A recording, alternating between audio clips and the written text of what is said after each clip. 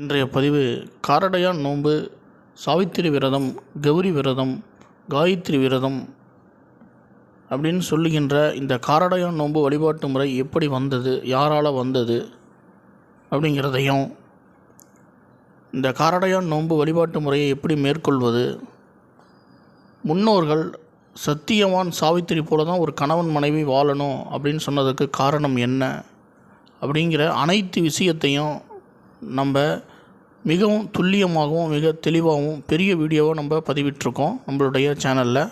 அதை போய் பார்த்து பயன்பெறுங்க.